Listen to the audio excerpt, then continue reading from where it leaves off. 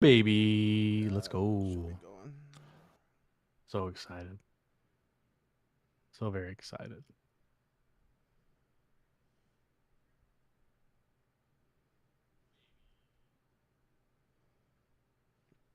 All right, there it is.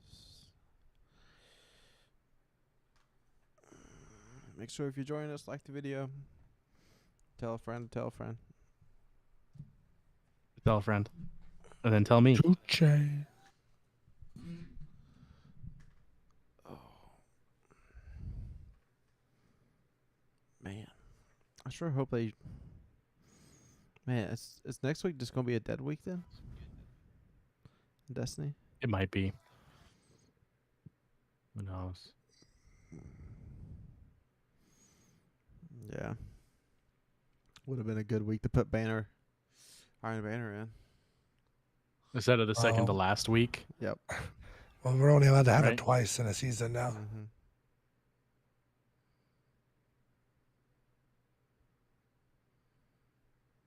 Put Iron Banner in and make it zone control.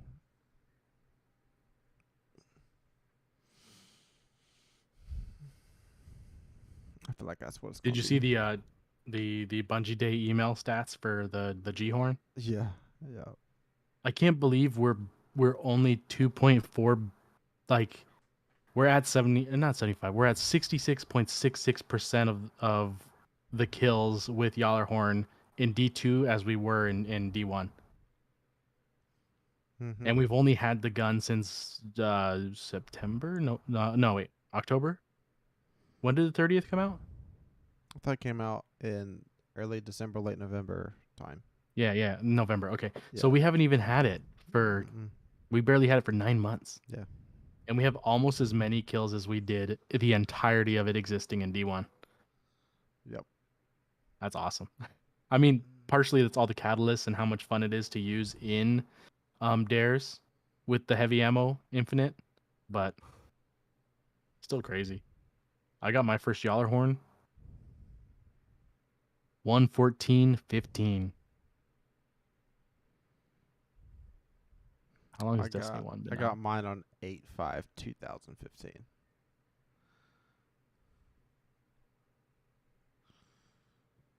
Oh, I got mine faster than you had. Oh yeah. When did Destiny release? I did not. 2014, right? When the game came out?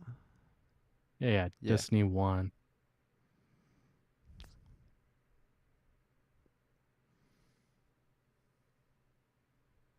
Yeah, September of 2014. Yeah, so I didn't even have to wait that long. 4 months. Gee. Mr. RNG. Yeah, baby.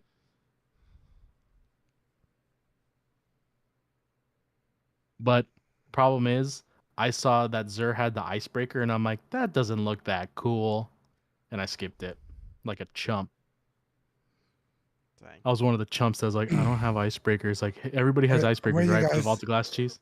Where you guys seeing this at? It's in the email. They sent an email out for Bungie Day. I have 44. I quit reading emails. Yeah.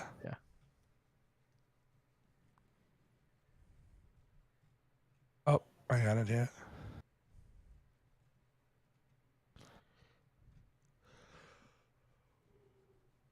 When did you get it in D1? 1:14:15.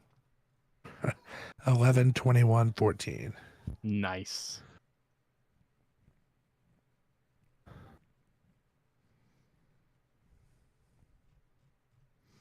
How many final blows did you have on it in both games? Let's see. Not a lot, actually.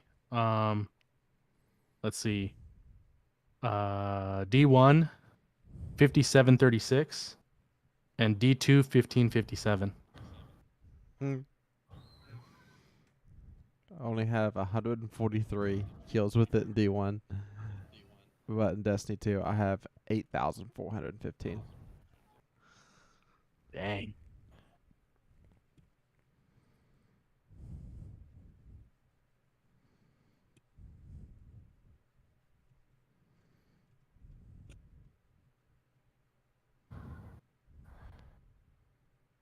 Hold on, my boss emailed me at 10 p.m. On down, Chad, on the Operation Caliente, how many final blows of solo did you have? Oh, is there another stat for that? Yeah, it's like it says your name on the emblem. Oh yeah, there it is. 18,419. At 20,055. Sheesh. You thought you were gonna be that much better than me, didn't you? I mean, it's still. No, what are we looking at? Operation Caliente. Oh, mine's pitiful. 8,500.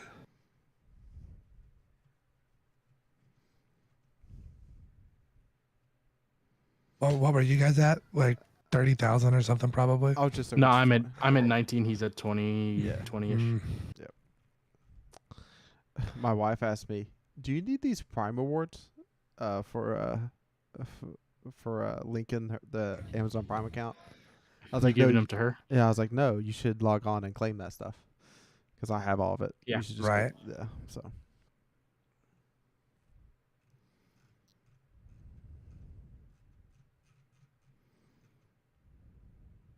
All right. You guys ready to let the dogs out? I'm gonna go whiz real quick.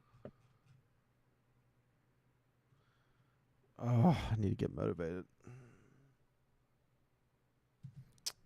Man. I wish I had a Red Bull or a Bang here. Yeah. Yeah. I had one like 2 weeks ago, and man, I forgot about the coating that it leaves inside your mouth whenever you have a bang.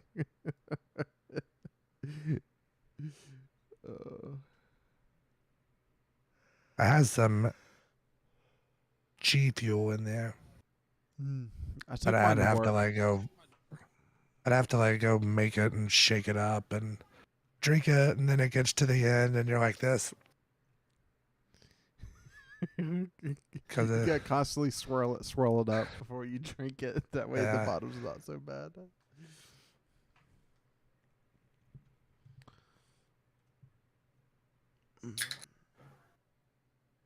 They had these. They're already putting Oktoberfest beers out here. Okay. There's between Speedway and both of the other places here in South Shore, there is one IPA. What? One. Wow. It's like some sort of imperial. I have them. Put 6 of them in the fridge, but I might as well get one.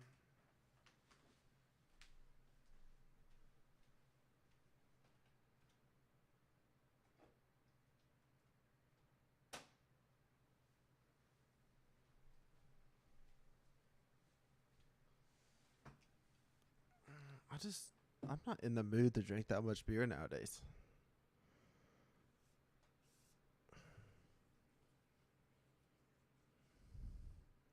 Summer's wore me out.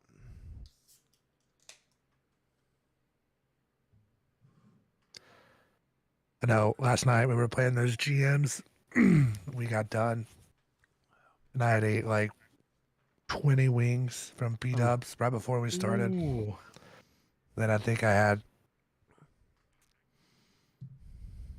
drank all 12 of a pack of Coors Light, and then I had like 1 or 2 other ones that were just in the fridge, just randoms that were left over. Yeah. I woke up this morning, and like normally it takes like 20 plus Coors Light, like normal beers, for me to not feel real great the next day. Mm-hmm. But like those hot wings mixed with it, there was no breakfast or lunch today. It was all water. All water today. Yeah.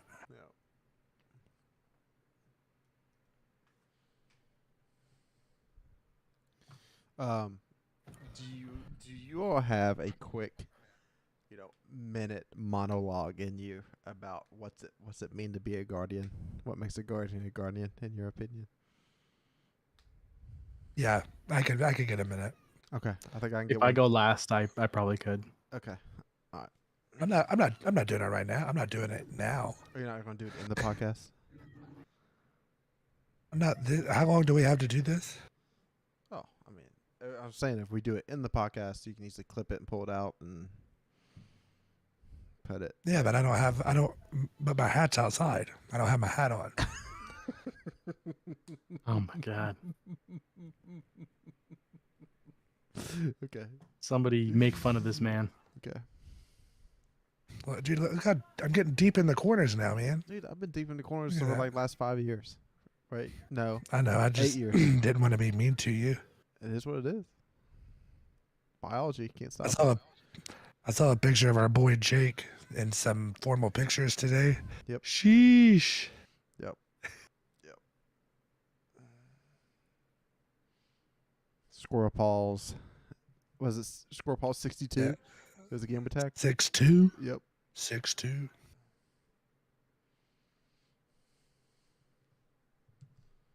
All right. I think we should be ready? all set, ready to go. Is everybody in the Zencaster? I can see the squigglies. They squiggling. Test. Squiggling Squiggle, real squiggle, good. squiggle, squiggle. Squiggle, squiggle, squiggle. Yeah, if you're And then he lets out a cough. listening, is like, what does this even mean, squiggle, squiggle?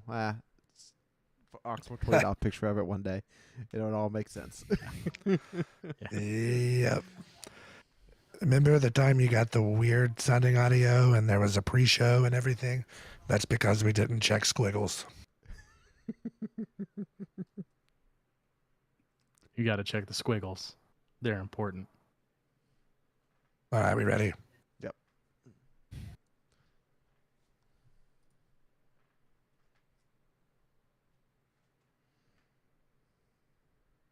We are live for episode 68 of the Conqueror's Corner podcast. Oh, excuse me, the Gilded Conqueror's Corner podcast. Today is Bungie Day 7/7/22, and I'm the Destiny bad boy, NotRyanFox, here with my fire team, who all of you CCBs know by now. Jared? Yeah, it's a great day. Firstly, I mean, we're celebrating Bungie Day, but not celebrating new news or content, but just stuff that's going on in the community that's really cool. And the chronicler himself, Chadocero. I only Ursa'd. Even though we just had a Solar 3.0, I only Ursa'd, and it feels okay, I guess, but I'm sad about it. And remember, if you're watching us on YouTube, you can take us on the road via Spotify, iTunes, and other podcast services. Make sure you subscribe and unsubscribe, resubscribe so we can trick the algorithm. Click on the bell, turn on notifications, yada, yada, yada. Follow us on Twitter, where we do most of our communication, at DestinyCCPod. Send us Bungie friend requests so we can play together. The links to those will be in the description of this video or podcast. Jared's going to tell us all about the TWAB this week. But before we get to that, let's listen to our spooky intro music brought to you by everybody's favorite Link, who you can find on Twitter at LinkOfTimeG.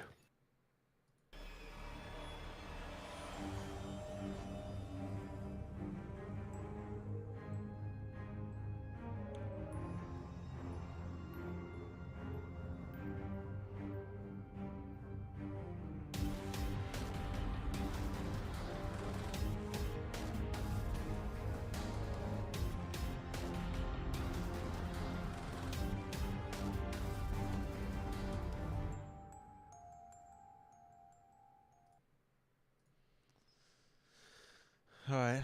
Hello, Guardians, and it is time to celebrate Bungie Day.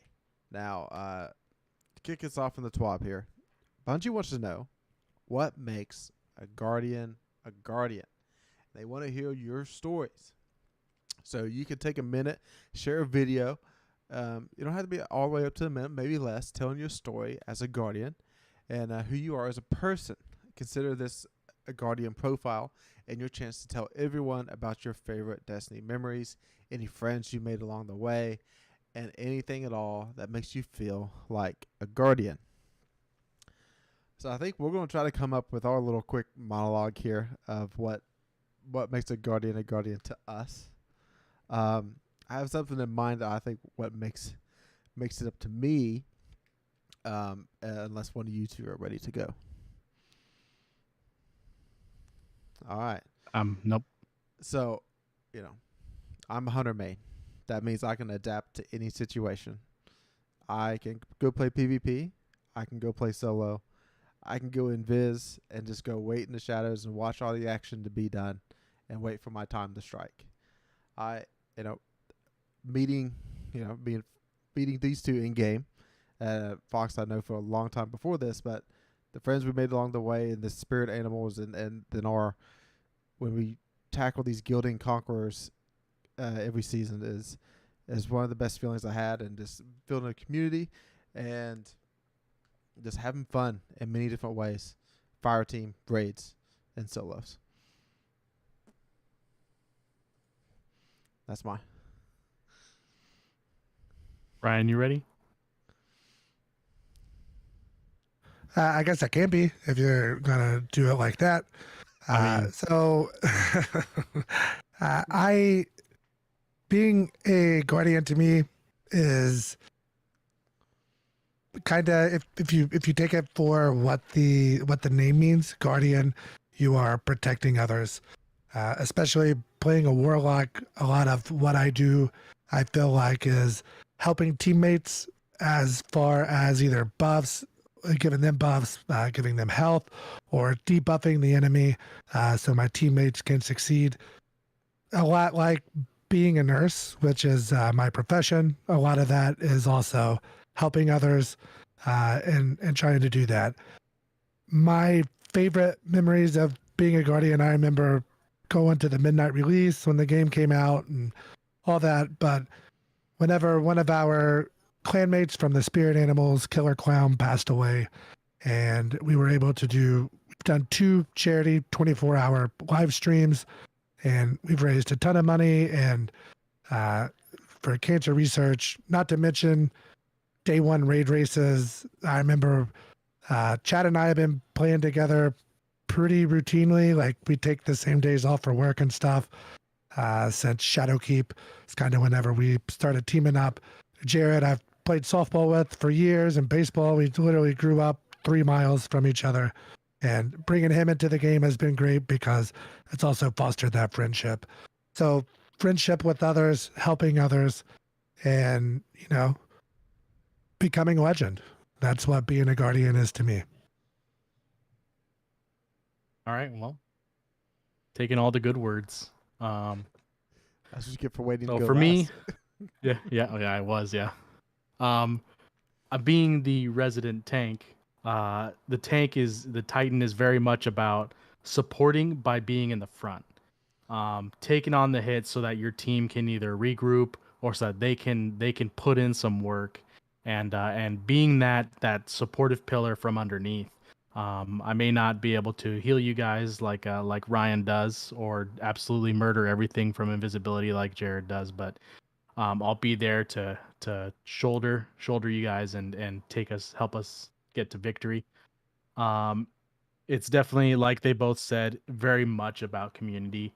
Being one of the leads in Spirit Animals and meeting Ryan is obviously the best friendship I have here from Destiny. I've met a lot of guys, but Ryan and Jared are the two that are there almost every day. Even if we're not playing together, well, we have our little chat going for nonsense. But it's been that very solid connection with these two dudes for pretty much since Shadowkeep. Jared was in there a little bit before that, but then once the Conquerors, like the GMs, came out, that's when all 3 of us really got together. We're like, you know what, these are the 2 dudes I want on my fire team, and that's when it became a real solid team. And then we obviously have our 8 to 10 people that we rotate in for raids, and it's always a really fun time getting in there, getting into the boss, and just hanging out with a good group of people. And I'm very thankfully I haven't run into a lot of toxic people doing other things. Most of the guardians that I run into, because I don't LFG very much, are really solid people that I've friended and played again multiple times with, and I'm very happy to have that kind of sense of community in this game, and I'm happy to help foster it as well. All right, there you have it, everyone. Hope you enjoyed that. I know I did. The next thing in the TWAB here is Shreds of Light. So that's whenever Bungie challenged people to come up with their worst, best cosplays. And what that means is low budget cosplays, just whatever you have in your closet, in your cupboard, throw it together and see what happens. And there's a pretty well done Volk that is pretty good. And probably the best one was Zur and Star Horse, in my opinion. And then shout out to the Hunter that is nowhere to be seen because of Void Invisibility. Anything else stuck out to you all in this? The Void Invisibility one was far and away my favorite. That one got me cracking up when I saw it, because I'm like, it's just a phone, and then I started reading the words as my brain was thinking about the phone, and I was like, nah. It's great. That Hunter one is top notch, and then the Witness one also made me laugh very like a good amount. I had a nice chuckle, but I was already set up by the Void Invisibility. But yeah, no, that's there's some good ones, but the Star Horse one was also very. It made me smile. Honorable mention, Drifter Mustache and Lime Juice, two of my favorite things. And the War Beast dog in the Coca-Cola box. Mm-hmm. I did like that. Fox, I feel like you could do a really good drifter, seeing what that is with stuff you have laying around the house. And I know you have that Gallahorn that behind you somewhere that you could really up the. It's there. The thing that is unfortunate is that there is not a jumbo Guardian. Like I wish there was a Guardian that was just obviously fat. Like I would love that. He would instantly become my favorite Guardian. Like I would hope he's a Warlock or she is a Warlock. But I would just really enjoy that. But maybe one day. Yeah. I guess that's why Fox was always a big fan of Callus, everything that went on with him. And Callus might be no more at the end of this episode. I'm sure Chad is going to help us get through that later on. But lots of stuff happening in Callus this week. Chad doesn't know either. All right, next up is Cosplay Cosmodrome, which was Bungie's. I think they asked a few different cosplayers to dress up as Sabathun, and they have a special article for it. There's a lot of really high quality cosplay going on there, and I think my favorite one was somebody was literally walking through a swamp in their Sabathun cosplay. So yeah, that was awesome. And whatever the time and effort went into that, it's probably beyond my comprehension of thinking of actually making myself look like that. It's pretty awesome. All right, next up is random acts of kindness. So, there is a chance in your collections that you have a new emblem, and this emblem is because you did something really kind. So that could be from donating money, curing the incurable, inventing an online game with 0 trolls. Not really. So just different things, just being positive in the community in different ways that Bungie could have tacked it onto your account. I checked mine. I was definitely not kind. Suck. I had a lump of coal waiting in mine. So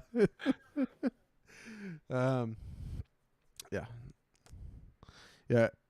As sometimes we play and I get very frustrated and I was like, all right, I'm out, and I just turn the machine off and so I'm not always the kindest person, but I'm also don't leave the words out there.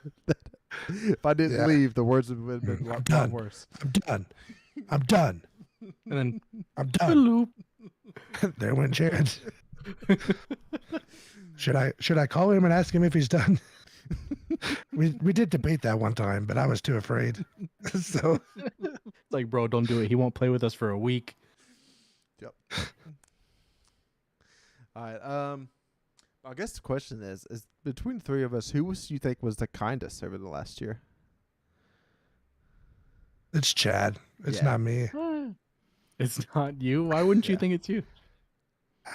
Because that's just like Chad. You're just one of the nicest people that I know. So I mean, I can't compete with that. Sometimes I have snarky remarks. You know, sometimes I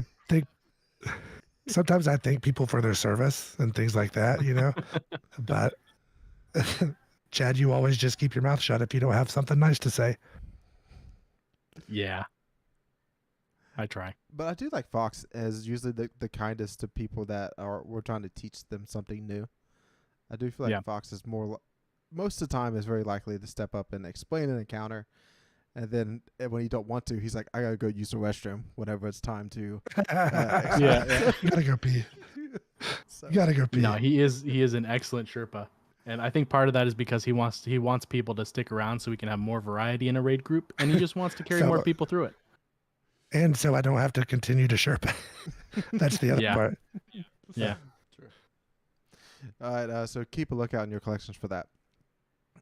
Next is Bungie Day Giving Festival. So that is from July 7th today to July 20th. There's going to be multiple streams from the crossing community to raise money for Bungie Foundation. And $10 gets you an emblem. $25 gets you Exotic Ghost. $50 gets you the 7 of 7 emblem. And then they got 2 high dollar emblems. The first emblem is if you give 2,500 plus, you get the metallic bloom emblem. And then if you give 5,000 plus, you get the Function of Grace emblem. So this is the all-time gatekeep from Bungie for this. Chad, I mean, the emblems look cool. If you're wanting to get maybe one of the cheaper ones, the expensive ones are definitely a lot going on there, right? Yeah, well, they have the line right before it, and it's something that kind of differentiates the two. And it says, prefer to fundraise, we got you covered. And then it gives you the 2 high dollar ones. So it's like, okay, so when we do the charity streams, I think the first one we got to just over $2,000. The second one I can't remember off the top of my head, because I made it to the end of the first one, but I didn't. My block wasn't at the end of the second one, so I don't remember the number off the top. But I think as a group, had we hit 2,500, I think, and then done the donation or whatever, I think Bungie would have been like, hey, everyone that was involved as a player, as a streamer, let's get them an emblem, kind of a thing. It's not you personally donating, although I'm sure that if you made a lump sum payment to a Bungie Foundation thing, they'd be more than happy to give you an emblem. But that's why it's got such a big difference. Yeah. But I think it's gonna be, we're gonna see lots of streamers with the Function of Grace emblem, which is the green one with the little heart, which is pretty cool actually. And then a couple of people with the red and purple one, and then a good amount of 7 of 7 and the Circadian Guard emblem as well. I know that Ryan sure does enjoy his donation ghosts. That heart ghost, I think he's been rocking for forever. And the emblem too, the heart emblem. So we'll see if he gets it. But yeah, I mean, it's all good causes, and it's flair for people that do it. Yeah, I just got my emblem on from about a month ago when it was for children's. Wait, no, it was one with that the GCX did. I just got that emblem about a week ago. So if you do donate to the Bungie Foundation during this time, it's basically going to go to these main topics: children's health and well-being, humanitarian aid, inclusion, diversity, and equity. So I think it's supposed to be equality, but it says equity in the TWAB. Is it equity? Oh, maybe it's equity. Yeah, it says equity. Okay, never mind. Okay. All right. It's all right. So listen, what are you guys gonna do if you see that 5K emblem in a match? That's a automatic screenshot, right? yes, It's going to be streamers. I've seen some of the metallic bloom go around, and what I was in somebody's chat when it happened. So the people that raised a bunch of money, they got like 10 codes. So that's what I was watching Leopard. He got so he's like basically ran some random bounty, and gave it 10 of them to his people in chat or something like that. So, I'm sure there's stuff like that going to happen, or you'll see the stuff on Twitter like we tweet and quote tweet or whatever, and then enter a chance to win. I don't know, man. From what I saw on the, so I couldn't get the TWAB to load on Safari earlier today, so I had to go to Reddit in order to read the TWAB, and then I couldn't see the images through Reddit, so I ended up watching Aztec Ross's video, which rarely do I do. It goes against my ethos to watch somebody else's content before we record. But in his TWAB video that was 10 minutes and 12 seconds long, you are able to get on there and see he flashes up the emblems. And the 5K one was black and green, is pretty sweet looking. And I guess, I don't know where he got it from. I didn't see it in the TWAB, but it showed it goes to one unique Bungie ID and it's automatically applied. So basically you don't get a code to type in. It's auto applied. Okay. That's good. Also going on at the Bungie store this week, there's lots of 50% off a lot of stuff and a lot of new stuff in the store too. So if you purchase anything this week, you also get a special emblem for about this week only for purchasing something in the store. I looked in the store. There's the Decepticon shirt. If I get one, it'd probably be that. It's got that really cool blue, and then Decepticon's spray painted over with black spray paint, kind of what it looks like. If I get something, it'd probably be that. Anything really stand out? Any of you two getting the Nerf Gallahorn? No, my wife said I'm only allowed to have one Gallahorn. She said we're a one Gallahorn house. Okay. So, I figured Chad would get that Hake. I figured Chad would get that Hake hoodie. Oh, why'd you think that? Because don't you wear a Hake armor on your Titan? I do, because it's kind of like D1-ish, and I like the look of the D1 Titans. But I did like that hoodie, but I was more salivating over a pre-order for a Grimoire. I saw that, and I was like, oh, baby, be in my collection.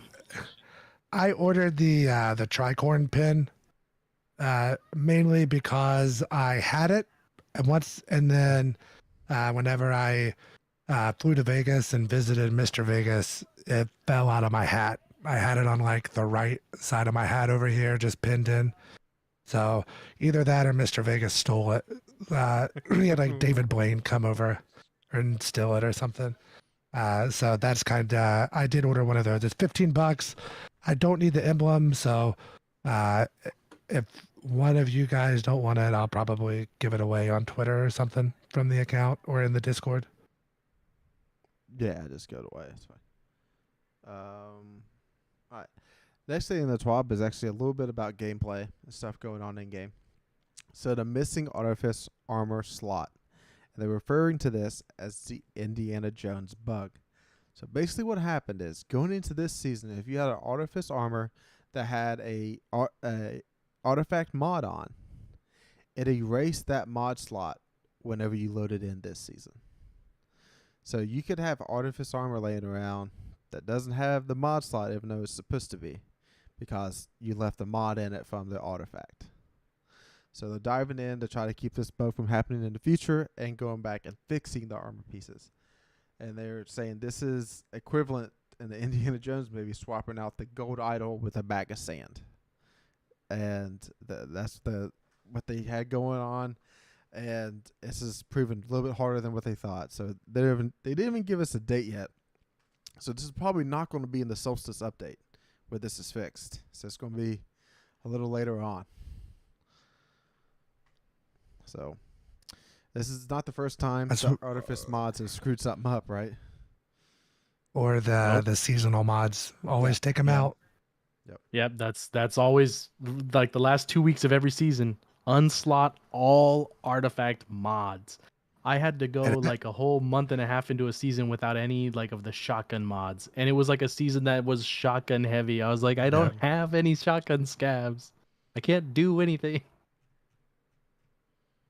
Yep. So always, usually the last week. I mean, I'm always trying to unslot those. I know they've been pretty good, like the last yearish, as far as like just putting like the broken sign where you had one slotted previously, but always take them out. It's not worth it. Yep.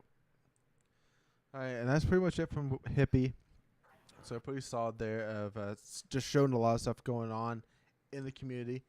Of course, there's Moment of the Week, Movie of the Week, and Artist of the Week went on in the TWAB. And she says, make sure you're drinking plenty of water. If you caught the pre-show, that's what Fox was doing most of the day today, was drinking water due to the amount of sweat going on last night in Grandmasters. Something like that, yeah. All right, next up is our 3 likes and dislikes. I forget what week this is. Is it week 5, week 6, week 6 of this? I seem to like it. It's just a quick segment of just what's going on in the game that's don't need its own separate podcast or its own 10-minute and 12-second YouTube video. Just quick things that we have in our heads. So my like for this week is dim loadouts. I have 13 loadouts ready to go on my hunter, from Grandmasters to solo to PvP, and over 20 in dim between the Titan and Warlock 2, to where I could just be running strikes, and then finally somebody gets on, hey, you ready to run a dungeon or run some PvP? It's like, all right, cool, just go sit in orbit. I click, 2-3 clicks, and my entire loadouts change. All my hand cannon, unflinching, dexterity, everything's ready to go. That's pretty nuts. I'll go next. My like is that I'm able to take a break since the story and GMs are gone. We're done with them. This is officially the closeout for us of the season, is once we get the GMs done and once the seasonal story is done. And based on the mission that we got, that was the end of season mission. There's not going to be anything, or there shouldn't be anything beyond this. So it's nice to be able to, if we want to do some raids on the weekends, if we want to do some dungeon runs, I still got to go do my solo flawless. So I'm going to be putting in some tries on that, but I'll be able to take my mind off of Destiny for a little bit and play something else, whether it's the Pokemans, the Mario Karts, or I've been doing the Mass Effect Legendary Edition. So just taking a break from the game so that it doesn't get super stale, because we're in the second season. We still got 2 more of the year, so I don't want to burn out too fast on that. My like was that it was nice to have difficult content again, something that we had to at least plan a loadout for, and not play super aggressive. So that was my like.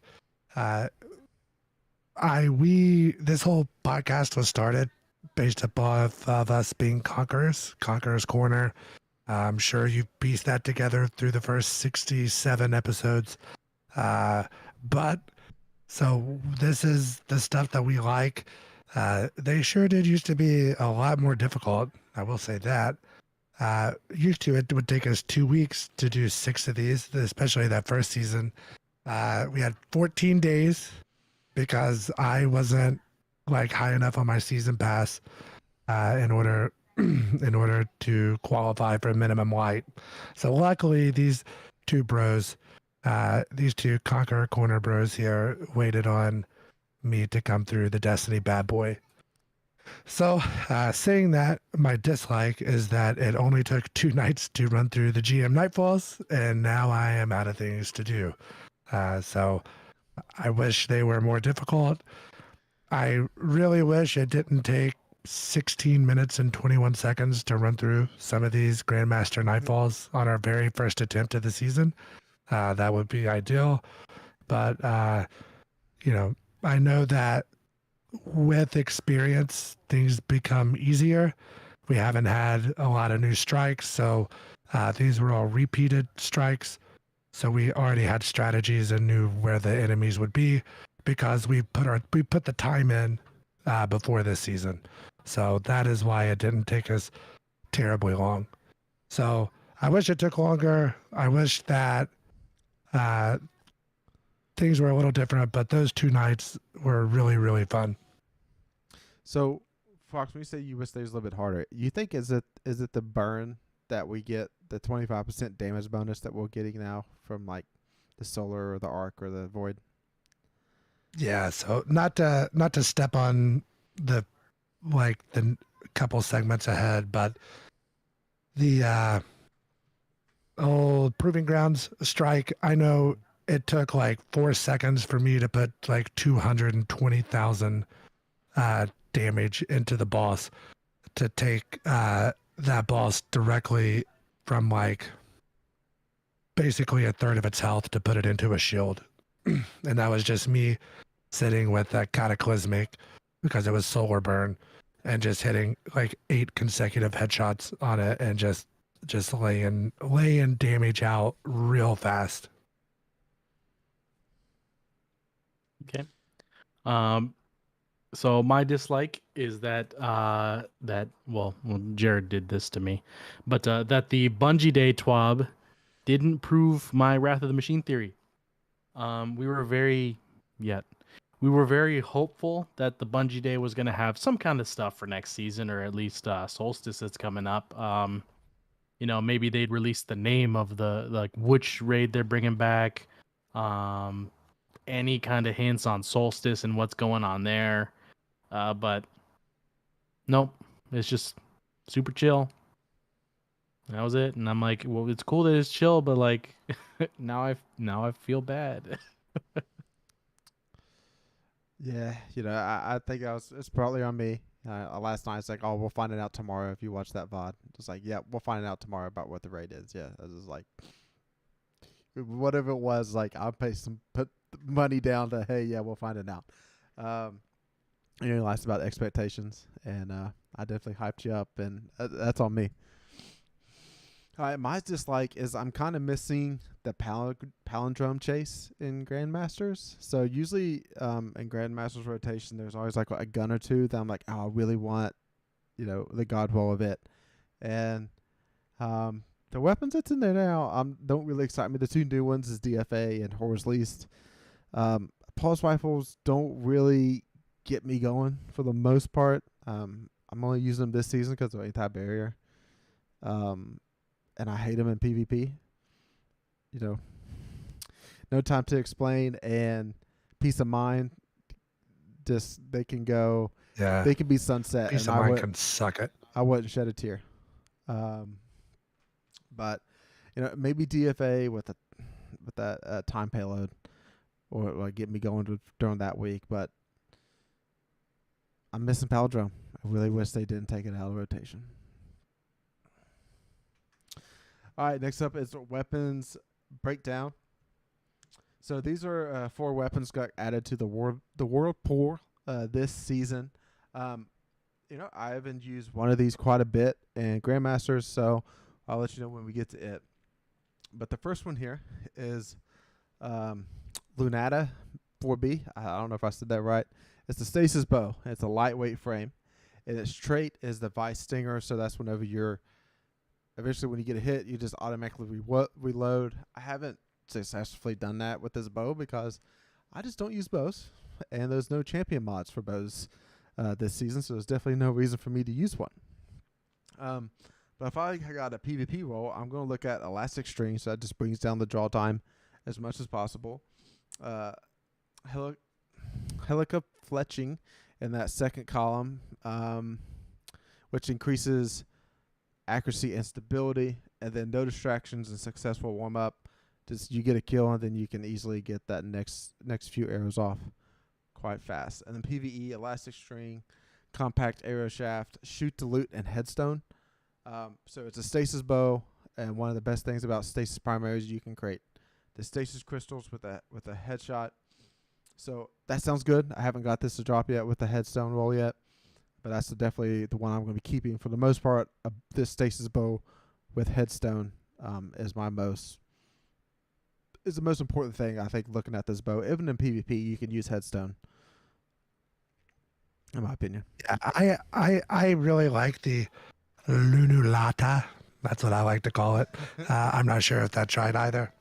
But I have 2 rangefinder headstones, and then I have another one that's a rangefinder golden tricorn. And so I've been keeping those. I haven't used it a whole lot. I did use it. I'm pretty sure that our boy Banshee sold like a really good roll of this bow like the first week or the second week of the season. So I definitely picked that one up. And then I've only had like maybe like 6 of these drop the entire season. So I haven't seen it drop in a whole lot. Have you guys seen it drop a lot, or is that just my RNG? I know Chad's probably seen it drop like 45 times. You're a jerk. I see it rarely. I haven't seen it a lot, but yeah, the one that he sold the first week was rangefinder headstone. And so that's obviously I picked it up right off the bat. But I haven't seen another one that's even close to that good since then, sadly. So Chad, how's that one pronounced, Chad? Lunalata is how I would say it. But yeah, I would like to pronounce it like Ryan. Yeah. I might just call it the Lululemon, and you all know what I'm talking about. So yes, I did have 2 years of Spanish, so I know. All right. The next one is INYO-D, and no, I'm not trying to trick you into saying something else. Excuse me? It's a precision frame kinetic SMG, and it has the trait as Hake Breach Ornaments. So in case you don't remember what that is, an extra 15% damage to vehicles and constructs, and then 30% extra damage to turrets, barricades, and stasis crystals. So this does have the zoom of 15, so it is going to be competitive in PvP. So for PvP, I'm looking at Halo Forged, Accurized, Tunnel Vision, and then Multi-Kill Clip. Once you get Multi-Kill Clip going with Tunnel Vision, this thing is going to be really sticky to heads and a very quick time to kill. PvE, I'm looking at Hammer Forged again, Tac Mag, and then traditional Feed and Frenzy and Rampage together. That's the role I have, baby. Yep. Except I have a stability masterwork. Mm-hmm. So with that puts it to a 59 range and a 52 stability. That PvE role you just talked about, and very good. The only problem is we have a lot of very good kinetic SMGs, in my opinion. Especially if you've played the last 2.5 years, you're gonna have a lot. It has a lot of competition in that slot. So I know I use this gun quite a bit. It stays on. It's one of those that's kind of stapled to my Warlock at the moment.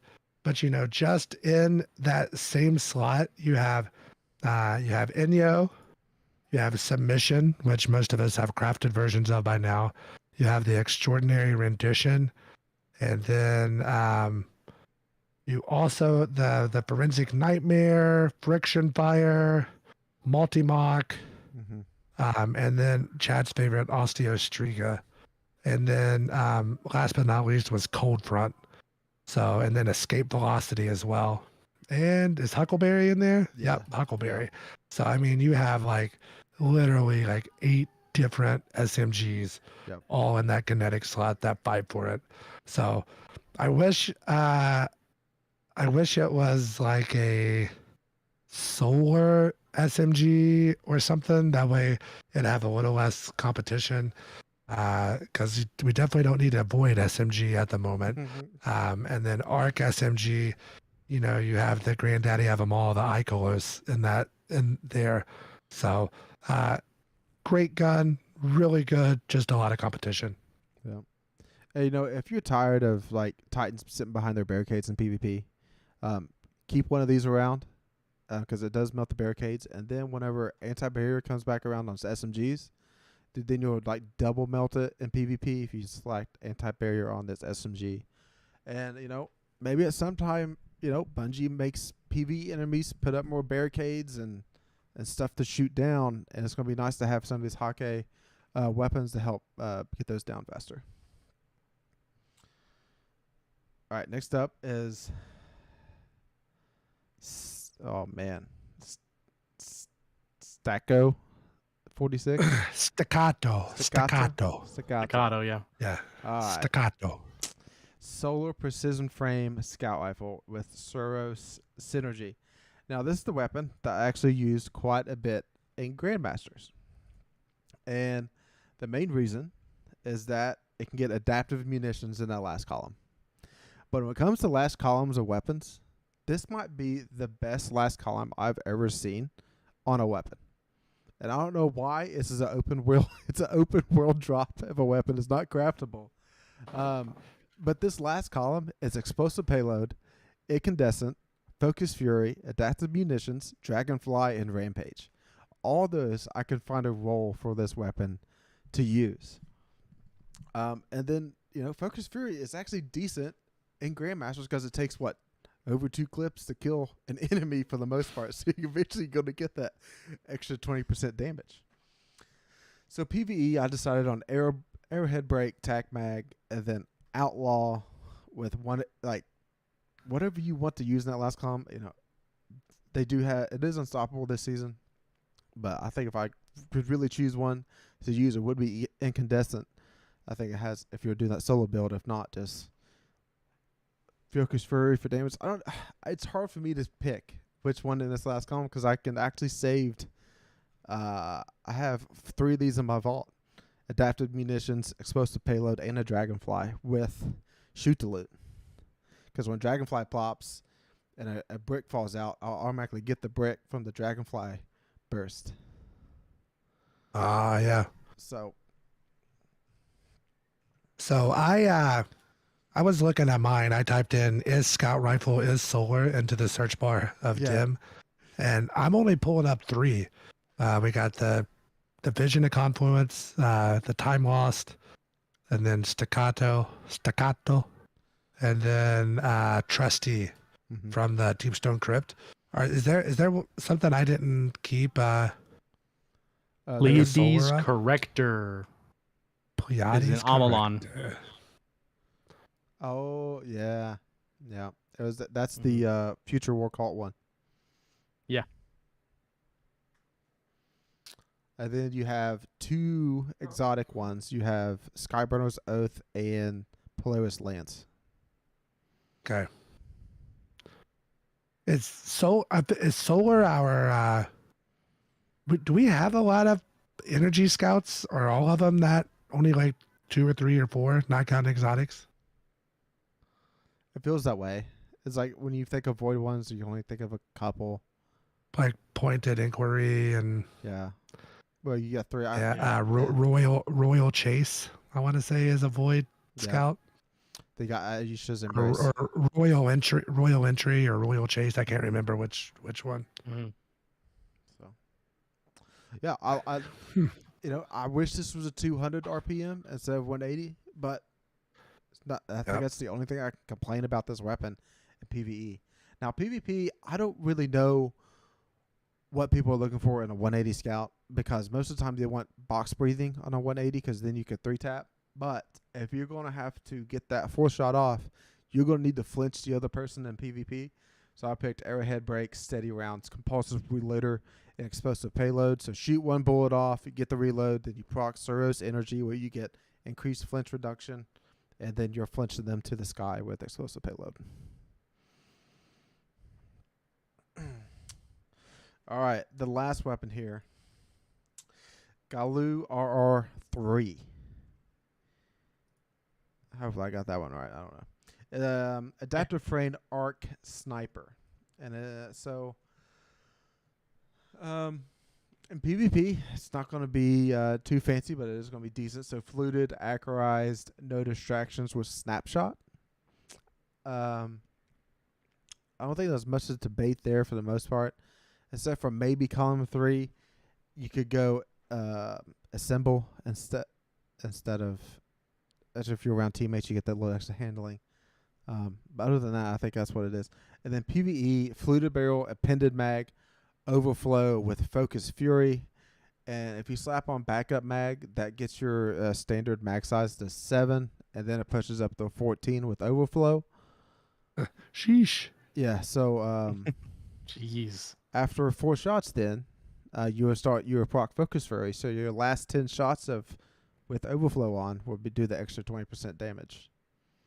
Man, this gun's a world drop, you said? Yep. So there's not even really a good way to farm it or like target it. No. That's unfortunate because that's a gun like myself I would chase until I got that roll. Mm-hmm. Especially like mag focus fury or mag overflow focus fury, and then I would hope for like a stability or a reload with that. But I wouldn't care too much about like the what would that be, the barrel or the scope or whatever, the first column. So that would actually be something that I would spend a few hours trying to chase each week. So I wish there was a way to target it. That's unfortunate. So the other way to get the mag to that size is with extended mag. Can also do the same mag math. So it's the 2 mag options, but of course extended mag does hurt your reload. And that is it for weapons breakdown this week. So we have officially covered all the weapons that has come out in Season 17. If you wish us to break down any certain type of weapon, or like maybe just have a discussion on a certain archetype, you can reach us out and let us know, and we'll definitely talk you through or recommend weapons. I knew that we were getting close to this. So one thing I was kind of thinking is that we would start looking at like the artifact mods, like SMG, auto rifle, and then kind of break down like what would be the best for like arc or void or something that relates to like the Grandmasters the rest of the way. That was something I was thinking about driving around today. Okay. We'll definitely put that on docket for next week. All right. So now we are up to Gambling Corner. And I think we should all take a minute to congratulate our new leader in Gambling Corner, the Destiny bad boy, NotRyanFox, who's sitting in first currently with 23,500 glimmer, Jared with 19,700 glimmer, and Chadocero, who is still up on the season at 11,300 glimmer. So anytime you gamble for any amount of time and you're up, you got to be happy with that. You know, like the gamblers say, if you can hit like a 53% win rate, you're beating the VIG and you're up. So you're happy with that. So last week, we came on here. We knew the Grandmaster Nightfalls were coming out, and we had just came off of our Dungeon Gauntlet, to where we dramatically overestimated how many deaths we would have running every dungeon. I think we ran them over the course of 2 nights in the dungeons, I want to say. And we knew that we had Tuesday night and Wednesday night to get these Grandmasters done. So we broke them up into 3 and 3 this week. We did stream them on, Chad streamed them on our YouTube channel, which, you hopefully are watching this podcast on right now. And we said that we would run all 6 Nightfalls in the game when the Grandmasters release and stream them. And we would guess how many total deaths that there would be. We would each throw in 6,000 glimmer as an ante, and the winner would take all. I think that the way we did it, if I recall correctly, was we all typed our guess into chat at the same time. That way, Chad couldn't prices right me like he did last in the dungeons. And so it actually turned out that Jared prices righted me. So I had guessed 38, Jared guessed 39. Chad had put his money on 32. So Chad had literally from 0 to 34 or 35 deaths. I think Chad would have won. And then I had a very small window of like 35 to 38 that would have won. And then Jared had everything 39 and over. So the first night, we ran Arms Dealer first. That was our very first strike Grandmaster that we ran. It's probably the easiest. And we completed it on our first attempt in 16 minutes and 21 seconds. We did not have any deaths. We had a flawless run. And we completely butchered the boss room. So we did not melt the boss whatsoever. The boss actually flew up to his first pillar on us and then jumped back down. And I started focusing on ads, and the other two guys finished the boss. I think we had him at about probably 20% by the time he jumped up there. We tried rockets. It didn't work real well for us. So we'll discuss it more in depth later as far as we'll do like a strike a week. It's kind of, I think, how we had planned on doing it. The next one that we did, I believe, was Insight Terminus, mainly because I thought that Insight Terminus was actually Inverted Spire. So I was like, let's do Insight Terminus. That'll be an easy one to do. So we did it. That one took us 21 minutes, 41 seconds. Jared died 1 time. Chad died 0 times. I died 0 times. That one wasn't too bad.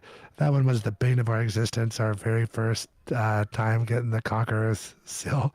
It's kind of funny now because we nearly flawless it.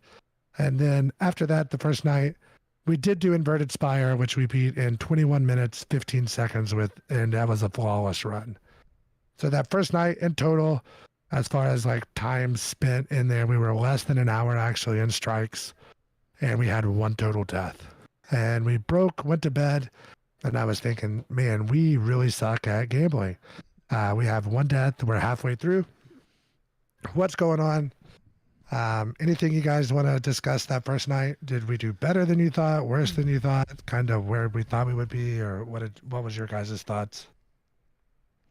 Well, we definitely wanted to get our feet wet with the easiest ones. That's kind of exactly what we did to get back into the flow of, you can only take 1 sniper shot and you go back in the cover and stuff like that. And that 1 death was like a weird Bungie physics death to where Chad popped his Ursa shield and I was void diving at the same time, and I hit him at a wrong angle and it just killed me. So I didn't die to PvE activity. I literally just died to physics from Bungie's game. So, yeah, that first night I was like, man, we might. That was just like Chad's running away with it. Like, we're not even going to break 30. I knew from the first night that I was done for. It was over. I knew right off the rip that it's not going to happen. But that's just because that's generally my outlook on life. But I was hopeful. I'm like, dang, we're doing actually really good. As long as we don't wipe on any more strikes, or as long as we don't wipe on any strikes, I think I got it. So I was hopeful, but cautious, because I didn't have my solar invincibility to help me there. I was Ursa the whole time. All right, so we come back. We're like, hey, we got to come back the next night. Let's do at least 2, and then if we have to, we'll crank 1 out before the podcast on Thursday so we have them all done. So, coming back in, we had the Corrupted left, Proving Grounds left, and Warden of Nothing. So next we did the Corrupted, correct? Yep. And so we did the Corrupted. We were running through. We were doing really well. We make it to the boss fight with the Setia. The first time you encounter her on the room where there are like 3 rocks that run parallel to each other, and then the debris flying in between each the sets of rocks. And then once you take her to a certain amount of damage, she opens up a portal for you to run into like the last area. We did not make it to the last area. We took a really bad series of events. We get her probably 80 to 90% of the way to the damage threshold we need to open up the portal. And then Jared gets like popped and takes like a weird physics death again. While that happens, I just die. Still have no idea what happened. I'm not sure. I didn't get booped up in the air. I didn't get Setia pushed into a rock. I just died. And I don't know if I've got like triple sniped at the same time, which I don't think is possible because I was at the bottom of those steps. So I haven't watched the VOD back yet. And then Chad had just popped his banner shield. So by the time the 10-second timer went for him to be able to revive us, he was just overwhelmed and his super was over. So he wasn't able to res us and we had to restart. So we did extinguish back to orbit. And in that run, we were in there 25 minutes, 25 seconds. Jared died 3 times, Chad died 3 times, and I died 4 times. So we're like, I don't want to say we were defeated by any stretch because just because we extinguished once doesn't mean we should be defeated. But we hopped right back in and completed it the next time. We did have a little bit of bad luck in that same boss room. Chad got like pooped over a crystal and was in like a weird spot. And Jared came and res me and I just instantly died because, you know, he's doing that thing where he goes camo and he doesn't take any aggro. So all 85 of the enemies were firing at me as soon as he res me. So I got farmed a little bit in this one. We did complete it 33 minutes, 3 seconds. Jared 2 deaths, Chad 2 deaths, and I had 7 deaths there. And we beat it, and we knew, like, all right, we're good. If we can get through this one, we're good. Proving Grounds might be a pain in the behind, but from there, we're good. So we jump straight to Proving Grounds just to get the 2 hardest ones out of the way. Get to the boss room. We're flying through, and the boss just started giving me the business in here. Just 2-tapping me around barriers. Just pure ignorance. And I think I died probably 6 times in that boss room at one point. My game crashed for the 2nd time in 3 years. And just, what would it be, Chad? What's the equivalent of a dashboard on PC when it just takes me straight to my desktop? Like whole game, there was no the game just crashed. Return to orbit. Poof. The game just crashed. I returned to desktop, restart Destiny. I'm mother effing this game like the whole time I'm reloading it. And I get back in, and just like our girl said in the TWAB last week, that I was making fun of, that you'll be able to rejoin if something happens. I get to the character select screen, select my warlock, and it says, do you want to rejoin previous activity? Press enter. So I pressed enter, it brought me back in, and I'll be surprised to see that I came in with full heavy, full special. I didn't have my super, but I ran Stasis Warlock every single one of these, so my super's not important whatsoever. But I had full abilities and full ammo, which was 20 shots at Cataclysmic, and I'm pretty sure I had Arbalest on that strike as well. So with that, I was able to come back in, and I spawned in alive. I didn't even spawn in dead. My boys were back by the toaster. I spawned in the front of the room, made my way up to the side, and that's when I put like 230,000 damage into the boss and progressed her to the next phase, and that was that. So at this point, Jared and Chad both had their god rolls of the sniper. Snapshot. We had one run left, and I did not have a single good roll of that sniper up to this point. And keep in mind, it's double Nightfall rewards this week.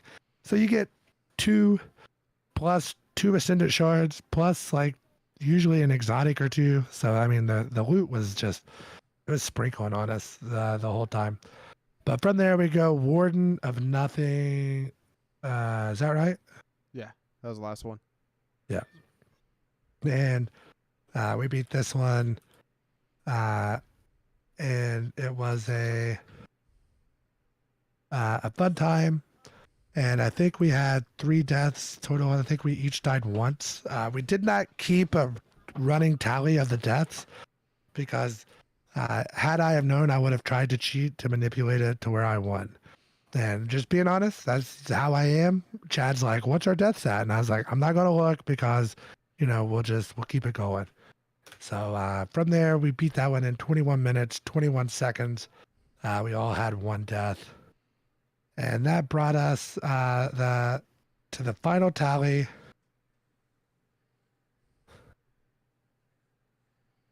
We had 30. What do we have? 37 or 38 deaths total? 37. We had 37. 37, yeah. Yeah, 37 total, and it took us 177 minutes and 37 seconds.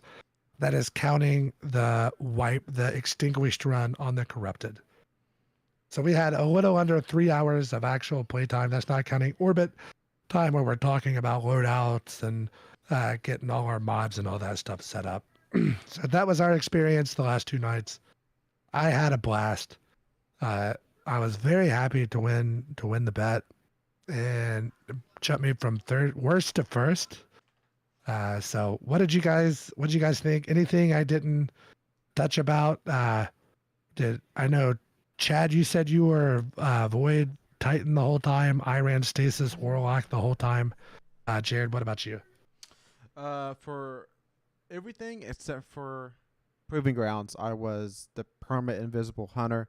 Proving Grounds, I know we would normally chain Ursa shields for most things in that strike. So I would twist over to a Titan. So we was 2 Titan Ursas with me and Chad and then Freezy Boy. But looking back, it's like we kind of didn't need the extra Ursa. I probably could have been a Void Hunter or a Stasis Hunter to just help clear out a little bit more of that boss room and then a tank room. And I don't know if y'all want to go ahead and get into the tips from Proving Grounds, or do we have another bet that's going to be going on this week, Fox? We do have a bet. It's kind of a weird bet coming off of all those Grandmasters and stuff. I wanted to do something that would be kind of quick. And this is going to be, we have to run. Do we know the rotation of the GMs this season or not? I don't know what next week is. No, I haven't paid No attention. clue. Right. So I know that there are, like the Warden of Nothing. We don't have the DFA. We don't have any adept DFAs. So I'm hoping that's what's coming next. That way it'll give us a reason to get back in there. But next week's Grandmaster, we'll run it once, twice, however many times that we need to in order to get an adept weapon of it. And it's simply a 3,000 Glimmer ante. And who do you think will die the most? You can't bet on yourself like Pete Rose did.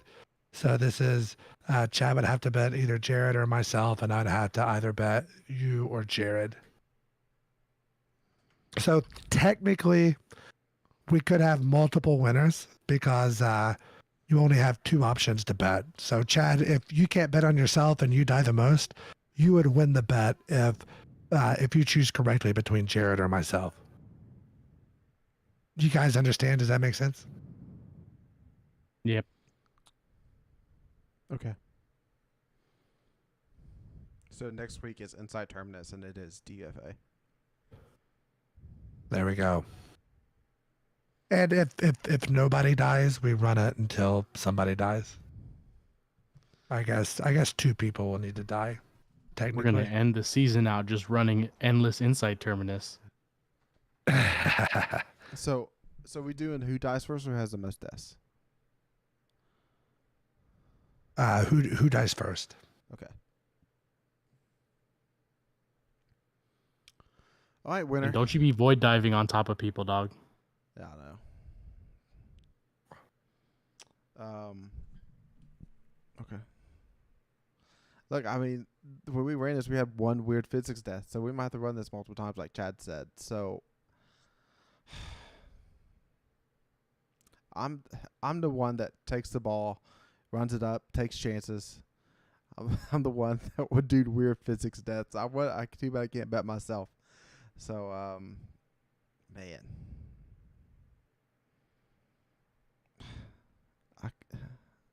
Chad's run of RNG right now has just been so high. I know. He's got to come down. Like he's Mr. RNG. So I'm gonna pick Chad. I mean, he's riding too high. He's riding too high. Whenever we have these who will die first, it's always me. It's always me. Because I'm like, I'm going to be fine. It's going to be Jared or Ryan. And then I die first. And I'm like, well, you can't vote for yourself. And it's like, well, that's great. Thanks so much, guys. Like, it's fantastic. Inside Terminus doesn't have any balls.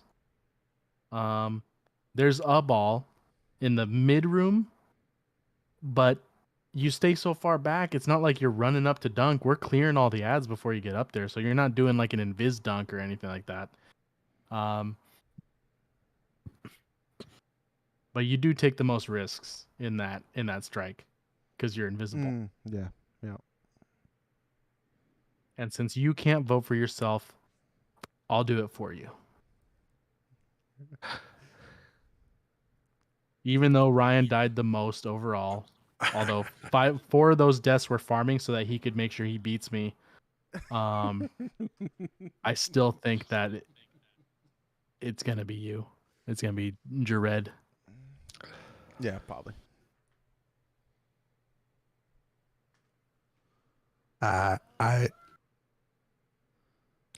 So you guys voted for each other. Yep. So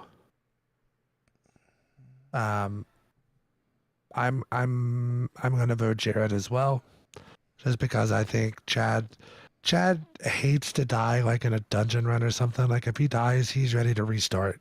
Like he gets so aggravated but he doesn't pay attention because he'll just jump on top of your head, like if you're falling or jumping or something. Hey, no. So I'm gonna say Jared dies first. So we have me and Chad both vote Jared. Jared votes Chad. And if I die first, then you guys both lose. And then whoever dies first between you guys would be important for me. So I'm just going to jump off the edge right at the start and make you guys both lose. No, not really. I wouldn't do that. Uh-huh. All right. This is the guy who openly said he would cheat earlier. I didn't say that. I wasn't on camera. I mean, wouldn't the pot just roll over to the next week? Yeah. Yeah, we can do that. That sounds like a good plan. If I die first, the pot rolls over. Mm-hmm. Okay. And Jared, I know we had talked about doing our proving ground tips. Yeah. Since that's like the main one. So we want to get 6 weeks of these. The next 6 weeks we'll discuss whichever one is up. We'll try to give some pointers and trouble areas and loadouts and things like that we use that we found the easiest. So we'll start with Proving Ground since it's the one that's actually up this week. Yeah, we probably won't go too long here because we got to get Chad. We got to give time to Chad for lore. And that's the most important thing we got going on here because Proving Grounds have been out for a while, right? We've done this, 3 or 4 times now. It's been there since the Arbalist change. All 3 of us had Arbalist for anti-barrier. Pretty simple there. The opening, you make your way up to the tank, avoid all the ads at the beginning, go up the left side, take out the turrets as fast as possible, look back and cover, take out the champion that's fighting all the ads in the beginning so you can keep your platinum, and just take it slow and stay in cover. When that first mini boss comes out of that tank, he's going to melt you with 2 slugs from that chain gun. Like I was tier 10 resilience with double solar resist, and it still melted me in 2 slugs. So definitely be careful there. Whenever you go to shoot into that shield, Skyburner's Oath still works. If that's you want a person that can use that, you can shoot from outside the shield and shoot in, and it does have Unstoppable this season, so that is an option. But we basically went. Me and Fox both died trying to shoot it, and then Chad was like, "Oh, I'm putting on Ursa," and went in there, and Ursa saved us and shot through the shield that way. Next leads up to the tank room. The tank room is probably the most difficult part of this strike if you don't melt a tank quickly, and that's the number one goal is to take out the tanks and interceptors first. So when you first go into that room, take out maybe a couple adds and 3 interceptors spawn. 2 of them you can actually shoot from up above in a slight crack of the opening, and while you're up above, it's safe. So I definitely advise doing that. So it's solo burn, so solo primary. I was using that solo scout with the explosive payload. It got those tanks done pretty quickly. I'm sorry, I shouldn't say tanks. The interceptors done pretty quickly, and then finally we jumped down, and Freezy Boy threw out his grenades, and Chad popped the Ursa first. So whenever Chad pops that Ursa, you stand behind and shoot. You get that 35% extra damage. That goes a long way with additional of the solo weapons that you are also using. So it's Arbalist, it's solo primary, and then solo linear fusion in the heavy slot. You could go rockets heavy, but I think you're going to run out of ammo for the most part very easily because there's no champion finisher to go get extra heavy. When it's time for the tanks, Chad and Fox stayed bottom left kind of, and they shot the 2 front thrusters of the tank, and I went up to like the mid catwalk and shot like the back thruster of the tank on the left. So you take out those 3 thrusters and maybe a little bit extra damage, that tank's going to explode, and all those adds that like to come towards you and at you, they're going to stay back a bit, and then you're going to focus on that next tank. When you take both those tanks out, all those adds, all those champions, all those yellow bars are going to move to the back of the room, and you're going to be able to breathe. So priority 1 is tanks, snipers, and then start going to town with everything else. Yep. And the next room is the room about you got to carry the balls through the rocks. And I know Chad, he's walking with his great RNG. Rocks just flying right in front of his face. He lives. He don't die. Nothing like that. And then Ursa Shield, just easy. Every opening there is to use an Ursa. Use it, block the damage, get the extra buff, and go to town. And make the strike very easy with that build. And finally, the boss room. And Chad, I think using the best position when it comes to the changing out of the boss room and when to rotate. Yep. So in the obviously in the first spot you want to be up front and not do what Ryan did and just yell at the boss, shoot me, and turn around.